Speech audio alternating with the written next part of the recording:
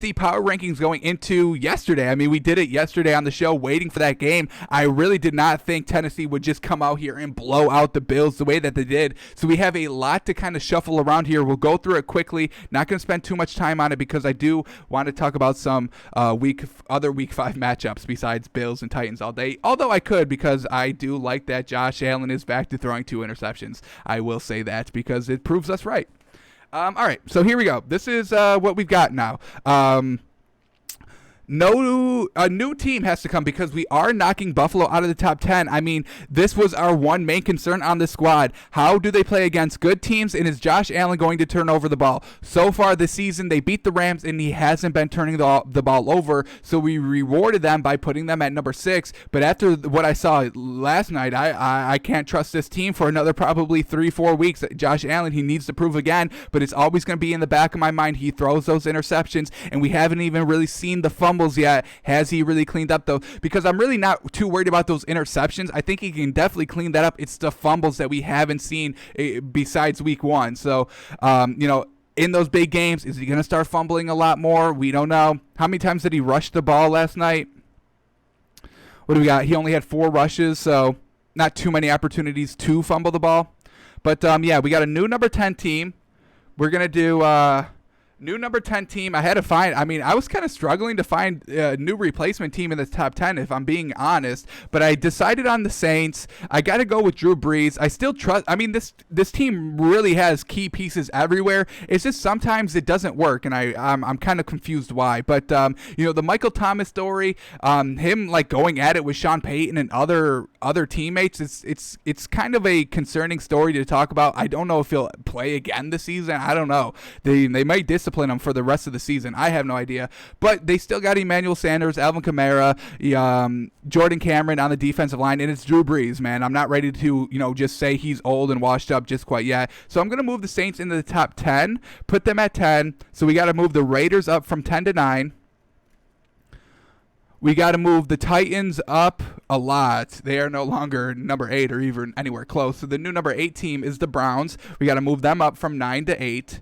The Rams are staying at 7. Definitely want to see what they do this week, but I bought back into them, as I said yesterday, because their offense, they put up 30 points, so they're back to normal. I can definitely deal with that. Bills are no longer in the top 10, so bye-bye to number 6. So we move the Ravens up to number 6.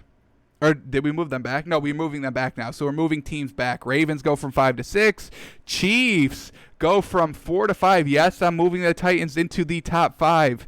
So we move the Chiefs back 1. I'll fix all this after the show. I'm not going to spend too much time on this.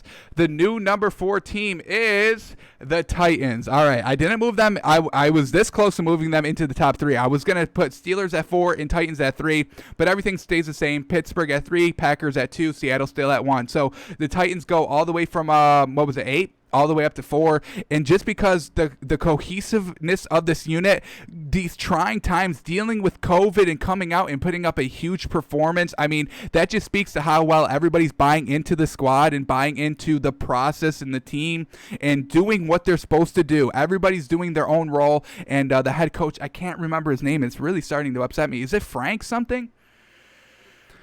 Oh, man. Anyway, the Titans head coach has really got this team on lock and knows how to win with the squad. I mean, they put up 42 points without having a 100-yard rusher or a 200-yard passer. I don't know. You find me the last time that ever happened, because I don't know if it ever has. So well done to this defense stopping them.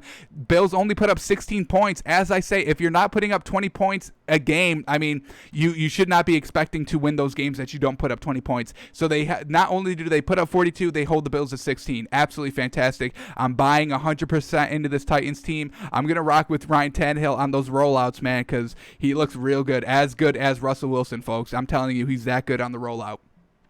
So we move the Titans up to 4. The reason I don't put them above Pittsburgh, I don't know how they will react if they have to go out and throw the ball 40 times, which we saw the Titans do against the Chiefs in the AFC Championship game last year. They did not win that game. Where I know with the Steelers, I get Big Ben. He's got the big arm. He knows how to go and throw 4 touchdowns if he needs to. He knows how to go and throw 350-plus yards a game if he needs to. Where the Titans, I don't know if they can can do that. So I'm not putting them above the Steelers just quite yet. We'll see what else the Titans can prove to us. I mean, other than that, I mean, they're one of the best teams in the league, and I will stick by that. So I absolutely love with the Titans, and we got to move the Bills out of the top 10 because I can't trust Josh Allen, man. That game in these big spots, I don't care what you do against the Jets. I don't care what you do against the Dolphins. I don't care if you do anything against Washington or the Giants. Well, actually the Giants, because I have a newfound respect for the Giants. But, those really bad bottom of the teams, I don't care what you do against them.